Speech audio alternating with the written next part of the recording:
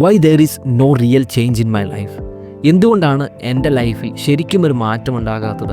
ഞാൻ കുറേ നാളുകളായിട്ട് പരിശ്രമിച്ചുകൊണ്ടിരിക്കുന്നു, ഞാൻ കുറേ നാളുകളായിട്ട് ഈ വീഡിയോസ് എല്ലാം കണ്ടുകൊണ്ടിരിക്കുന്നു. പക്ഷേ ഞാനിപ്പോഴും പഴയ ആൾ തന്നെയാണ്, ഞാനിപ്പോഴും ആ പഴയ മടിയൻ തന്നെയാണ്. എൻ്റെ സ്വപ്നങ്ങളുടെ പുറകെ ഞാൻ യാത്ര തുടങ്ങിയിട്ടില്ല, ഞാൻ പുതിയ കാര്യങ്ങൾ ചെയ്തു തുടങ്ങിയിട്ടില്ല.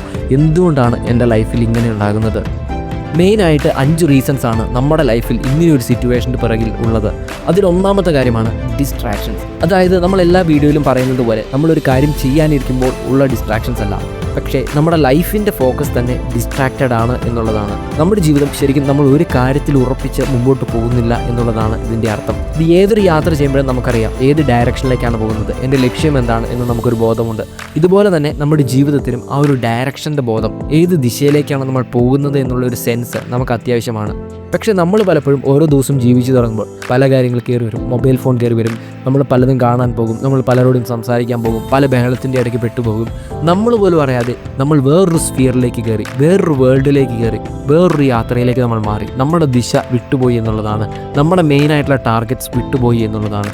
അപ്പോൾ ഈ ഒരു കാര്യം ശ്രദ്ധിച്ച് നമ്മൾ എന്തിനാണ് ഫോക്കസ് ചെയ്യുന്നത്, ഓരോ ദിവസവും നമ്മൾ ഏത് ഡയറക്ഷനിലാണ് മൂവ് ചെയ്യുന്നത് എന്ന് ശ്രദ്ധിക്കുക എന്നുള്ളതാണ്.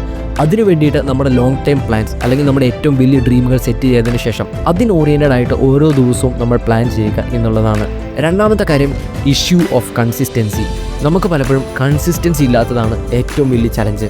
ഒരു കപ്പൽ കടലിലൂടെ പോയിക്കൊണ്ടിരിക്കുകയാണ്, നമുക്ക് വലതുവശത്തോട്ട് തിരിക്കണം എന്നാലോചിക്കുക. അപ്പോൾ നമ്മളതിൻ്റെ സ്റ്റിയറിംഗ് വീൽ റൈറ്റ് സൈഡിലേക്ക് തിരിച്ചു, പക്ഷേ ഈ തിരിഞ്ഞു വരാനായിട്ട് ഒരു സമയമെടുക്കും. അതിനു മുമ്പ് നമ്മൾ വീണ്ടും ലെഫ്റ്റിലേക്ക് തിരിച്ചു, വീണ്ടും നേരെയാക്കി പിടിച്ചു, പിന്നെ കുറച്ച് കഴിയുമ്പോൾ വീണ്ടും റൈറ്റിലേക്ക് പിടിച്ചു. പലപ്പോഴും നമ്മുടെ ലൈഫിൽ സംഭവിക്കുന്നത് ഇതാണ്. നമ്മൾ ഒരു കൺസിസ്റ്റൻ്റ് ആയിട്ട് ഒരു ഡയറക്ഷനിലേക്ക് പോകുന്നില്ല, കൺസിസ്റ്റൻ്റ് ആയിട്ട് ഒരു മാറ്റത്തിന് ശ്രമിക്കുന്നില്ല. നമുക്ക് തോന്നുമ്പോൾ അല്ലെങ്കിൽ നമുക്ക് ഭയങ്കരമായിട്ടുള്ളൊരു മോട്ടിവേഷൻ ഫീൽ ചെയ്യുമ്പോൾ നമ്മൾ പരിശ്രമിക്കുന്നുണ്ട്, പക്ഷെ പിന്നെയും നമ്മൾ തിരിച്ചു വരുന്നു, പിന്നെ നമുക്ക് ഇഷ്ടമുള്ളതൊക്കെ ചെയ്യുന്നു, പിന്നെ നമ്മൾ പഴയ കാര്യത്തിലേക്ക് പോകുന്നു, എന്നിട്ട് തിരിച്ചു വന്ന് നോക്കുന്നു, പിന്നെയും മാറാനായിട്ട് പരിശ്രമിക്കുന്നു. ഇങ്ങനെ നമ്മൾ അങ്ങോട്ടും ഇങ്ങോട്ടും മാറി പരിശ്രമിച്ചുകൊണ്ടിരുന്ന ഒരു യഥാർത്ഥ മാറ്റം നമ്മുടെ ലൈഫിലേക്ക് വരികയില്ല എന്നുള്ളതാണ്. For a change repeated and continuous action is needed. Consistency പലപ്പോഴും ട്രെയിൻ പോലെയാണ് എന്ന് നമ്മൾ പറഞ്ഞിട്ടുണ്ട്. ട്രെയിനിൻ്റെ ഇടയ്ക്ക് ഒരു ബോഗി എടുത്ത് മാറ്റി നോക്കുക, അതിൻ്റെ പുറകിലുള്ള ബോഗികളെല്ലാം അതിൻ്റെ കൂടെ വരില്ല, അതിന് വേറൊരു എൻജിൻ വേണം. അതുകൊണ്ട് ഒരു ദിവസം പോലും നമ്മളൊരു കാര്യം തുടങ്ങിക്കഴിഞ്ഞാൽ പിന്നെ മുടക്കാതിരിക്കുക എന്നുള്ളതാണ്. കാരണം നാളെ നമ്മൾ ചെയ്യുന്ന ഒരു കാര്യം ഇന്ന് നമ്മൾ അത് ചെയ്തതിന് ലിങ്ക്ഡ് ആയിട്ടാണ് ഇരിക്കുന്നത്. ഇന്നത്തെ നമ്മുടെ മോട്ടിവേഷനാണ് നാളത്തെ നമ്മുടെ ദിവസത്തെ പുള്ളി ചെയ്യുന്നത്, നാളത്തെ ദിവസമാണ് അതിൻ്റെ അടുത്ത ദിവസത്തെ പുള്ളി ചെയ്യുന്നത്. ഇതൊരു ട്രെയിൻ പോലെയാണ്. മാക്സിമം ഈ ഒരു ചെയിൻ ബ്രേക്ക് ആവാതെ മുമ്പോട്ട് കൊണ്ടുപോയിക്കൊണ്ടിരിക്കുക എന്നുള്ളതാണ്. മൂന്നാമത്തെ കാര്യമാണ് we don't have strong foundational principles. നമ്മൾ ഒരുപാട് കാര്യങ്ങൾ കേൾക്കും, ഒരുപാട് കാര്യങ്ങൾ പഠിക്കും, പക്ഷേ നമ്മൾ പല സിറ്റുവേഷനിലൂടെ പോകുമ്പോൾ, നമ്മൾ ജീവിക്കുമ്പോൾ നമ്മൾ ഈ പല കാര്യങ്ങളും മറന്നു പോകും. പക്ഷേ നമ്മൾ ഒരിക്കലും മറക്കില്ലാത്ത, നമ്മുടെ ഐഡൻറ്റിറ്റിയോട് അത്രമാത്രം ചേർന്ന് നിൽക്കുന്ന ചില ഫൗണ്ടേഷണൽ പ്രിൻസിപ്പിൾസ് നമുക്ക് അത്യാവശ്യമാണ്. അതായത് എന്തൊക്കെ വന്നാലും ഞാൻ ഉറച്ചു നിൽക്കുന്ന എൻ്റെ ചില പ്രിൻസിപ്പിൾസ്, എൻ്റെ ചില വാല്യൂസ്. ഇത് നമ്മൾ വീണ്ടും ആലോചിച്ച് വീണ്ടും നമ്മുടെ ഡയറിയിൽ എഴുതി നമ്മൾ മനസ്സിൽ ഫിക്സ് ചെയ്യേണ്ട ഒരു കാര്യമാണ്.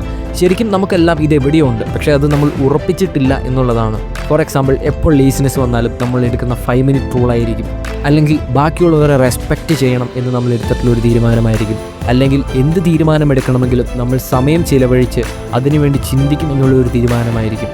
ഇങ്ങനെ എന്താണെങ്കിലും നമ്മളൊരു 100 തീയതി ഓർത്തിരിക്കുന്നതിലും നല്ലത് ശരിക്കും ഉറച്ച രീതിയിൽ 3-4 എണ്ണം ഓർത്തിരിക്കുക, ഫിക്സ് ചെയ്യുക എന്നുള്ളതാണ്. ഇതാണ് ശരിക്കും പറഞ്ഞാൽ നമ്മുടെ ലൈഫിൻ്റെ ഫൗണ്ടേഷണൽ പ്രിൻസിപ്പിൾസ്. ഇത് ബിൽഡ് ചെയ്യാനായിട്ട് നമ്മൾ തനിയെ ഇരിക്കുക, നമ്മുടെ കൂടെ തന്നെ ടൈം സ്പെൻഡ് ചെയ്യുക, ജേണലിൽ എഴുതി നമ്മളെ തന്നെ മനസ്സിലാക്കുക, ആ ഫൗണ്ടേഷണൽ പ്രിൻസിപ്പിൾസ് ഫിക്സ് ചെയ്യുക എന്നുള്ളതാണ്. നാലാമത്തെ കാര്യമാണ് ഇൻക്രീസ് ലേണിംഗ്. പുതിയ കാര്യങ്ങൾ അറിഞ്ഞില്ലെങ്കിൽ, പുതിയ വഴികൾ അറിഞ്ഞില്ലെങ്കിൽ നമ്മൾ പഴയ കാര്യങ്ങൾ തന്നെ ചെയ്യും, പഴയ വഴിയിൽ തന്നെ യാത്ര തുടരും. നമുക്കൊരു എക്സ്പോഷർ ആവശ്യമാണ് മറ്റുള്ളവരുടെ ഐഡിയാസിലേക്ക്, മറ്റുള്ളവരുടെ ജീവിതങ്ങളിലേക്ക്, അല്ലെങ്കിൽ നമ്മുടെ ഇപ്പോൾ ഉള്ള കംഫർട്ട് സോണിന് അപ്പുറത്ത് നിൽക്കുന്ന കാര്യങ്ങളെക്കുറിച്ച് നമ്മൾ അറിയുമ്പോഴാണ് നമ്മളത് ചെയ്യാൻ ആഗ്രഹിക്കുന്നതും നമ്മൾ ആ വഴിയിലേക്ക് ഇറങ്ങാൻ തുടങ്ങുന്നതും. അതുകൊണ്ട് എക്സ്റ്റെൻസീവായിട്ടുള്ള റീഡിങ് നമുക്ക് ആവശ്യമാണ്. നന്നായിട്ട് പുസ്തകങ്ങൾ വായിക്കാൻ തുടങ്ങുക, അതുപോലെ യൂട്യൂബിൽ നല്ല ചാനൽസ് കാണാനായിട്ട് തുടങ്ങുക, അറിവ് നേടുക എന്നുള്ളതാണ്. നമുക്കൊരു കാര്യം അറിയാമെങ്കിൽ പോലും അതിൻ്റെ മറ്റു മെത്തേഡ്സ് എന്താണ്, മറ്റുള്ളവർ എങ്ങനെയാണ് ചെയ്യുന്നത് എന്ന് ജസ്റ്റ് ഒരു ക്യൂരിയോസിറ്റിയോടെ സെർച്ച് ചെയ്യുക എന്നുള്ളതാണ്. ഈ ലേണിംഗ് പ്രോസസ്സ് നമ്മുടെ ലൈഫിൽ എല്ലാ ഫീൽഡിലും, എല്ലാ സ്ഫിയറിലും നമ്മൾ അപ്ലൈ ചെയ്യേണ്ടിയിരിക്കുന്നു. അഞ്ചാമത്തെ കാര്യമാണ് മൈൻഡ് സെറ്റ്. പലപ്പോഴും നമ്മുടെ ലൈഫിൽ ഏറ്റവും ചാലഞ്ചിങ് ആയിട്ടുള്ളത് നമ്മുടെ തന്നെ വോയിസിനെ ഓവർകം ചെയ്യാനാണ്. നമ്മളെ തന്നെ കുറച്ച് കാണിക്കുന്ന, അല്ലെങ്കിൽ നമ്മളിൽ തന്നെ വിശ്വാസമില്ലാത്ത, ബിലീഫില്ലാത്ത തോട്ട്സ്, അങ്ങനെയുള്ള ശബ്ദങ്ങൾ, ഇതിനെ നമ്മൾ ഓവർകം ചെയ്യുക എന്നുള്ളതാണ്. ബിലീഫ് എന്ന് പറയുന്നത് ഒരു സെൽഫ് ഗ്രോത്തിൽ ഏറ്റവും ഇമ്പോർട്ടൻ്റ് ആയിട്ടുള്ള കാര്യമാണ്.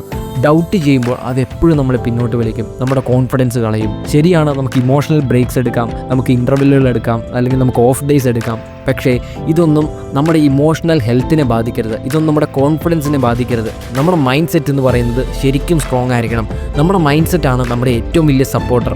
ഏറ്റവും കൂടുതൽ നമ്മൾ എൻകറേജ് ചെയ്യേണ്ടത് നമ്മുടെ മനസ്സായിരിക്കണം. നമുക്ക് കഴിവില്ല എന്ന് പറയുന്നതോ നമ്മളെ കൊണ്ട് പറ്റില്ല എന്ന് പറയുന്നതും നമുക്കൊരിക്കലും ഒരു രീതിയിലും ഉപകരിക്കില്ല. സോ അതുകൊണ്ട് സെൽഫ് റിഡ്യൂസിംഗ് ആയിട്ടുള്ള തോട്ട്സ് നമ്മുടെ ലൈഫിൽ നിന്ന് മാറ്റുക എന്നുള്ളതാണ്. പറ്റുന്ന സാഹചര്യങ്ങളിലെല്ലാം ഒപ്റ്റിമിസ്റ്റിക് ആവുക, പോസിറ്റീവ് സൈഡിൽ നോക്കുക, അതാണ് നമുക്കിന്ന് വേണ്ടത്. So strong belief and better mindset will make a change. So ഒരിക്കൽ കൂടി ഈ കാര്യങ്ങൾ നമ്മുടെ ലൈഫിൽ നിന്ന് മാറ്റി ഫിക്സ് ചെയ്യാനായിട്ട് ശ്രമിക്കുക എന്നുള്ളതാണ്. ശരിക്കും നമ്മുടെ ലൈഫിൽ ഒരു റിയൽ ചേഞ്ച് ഉണ്ടാകണമെങ്കിൽ avoid distractions four life, improve consistency, how strong foundational principles, increase learning, fix your mind set.